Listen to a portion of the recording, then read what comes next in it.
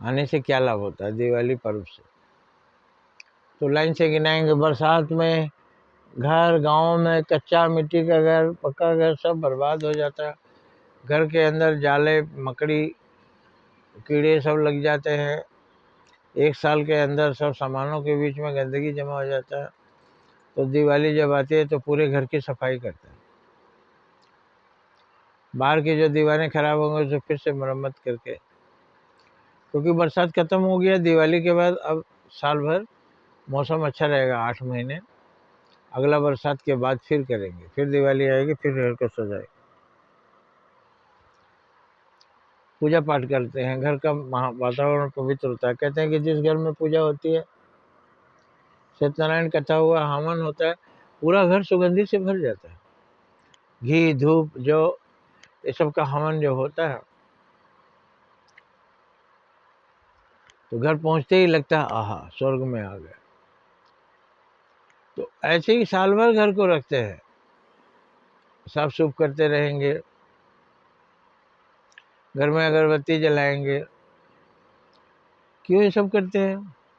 घर का वातावरण परम पवित्र रहे, घर के लोगों का दिमाग सही रहे, घर के लोग अच्छे रहे, अच्छे भगवान की भक्ति में डूबे रहे, अच्छा काम करें, हर तरह से घर में शुभ हो, अशुभ ना हो। तो उसी तरह से पढ़ाई लिखाई, विद्या, सद्विचार, सत्संग, भजन, कीर्तन, ये हर घर की शोभा है। क्यों कि घर पवित्र बना रहता है, घर का माहौल पवित्र बना रहता है। इतना सारा प्रयास करने के बाद भी एक आध लोग घर में बुरे निकल जाते हैं। अगर कुछ ना हो तो बहुत सारे बुरे निकले। रावण ऋषि का बेटा था, बुरे निकल गया।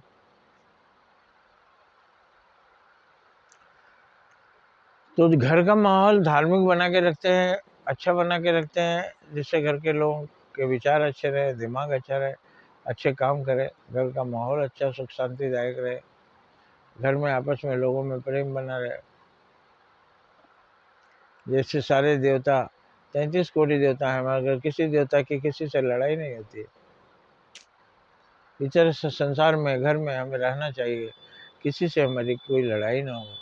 लड़ाई कब होती है? जब हम किसी को कुछ नुकसान पहुंचाते हैं। हम किसी को नुकसान नहीं पहुंचाएंगे, लड़ाई नहीं होगी। अगर कोई मेरा नुकसान भी कर देता है तो जहाँ तक हो सकता है माफ़ कर देते हैं। नहीं माफ़ करने लायक है तो उसे सुधारेंगे, नहीं तो ये सुधरेगा नहीं तो हजारों को तंग करेगा। तो उससे युद्ध का डंका बजता है, वो धर्म युद्ध होता है। बुराई के अंत के लिए जो हम युद्ध करते हैं वो धर्म युद्ध होता है। तो जीवन एक रंगमंच है, और उस पर धर्म और अधर्म की लड़ाई हो रही है। हमें धर्म के पक्ष में ही रहना चाहिए, स्वर्ग के रास्ते को प्रशस्त रखना चाहिए, अधर्म के पक्ष में नहीं जाना चाहिए, क्योंकि अधर्मी लोग नरक में जाते हैं। तो मुझे जिसको दिखता है कि गड्ढा है, वो गड्ढा में नहीं कूदेगा, जो अंधा है वो तो गिर जाएगा।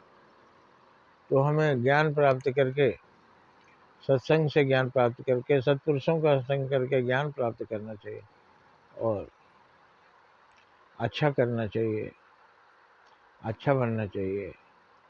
यही उपदेश ही अमृत है जो आपको अमर बनाएगा।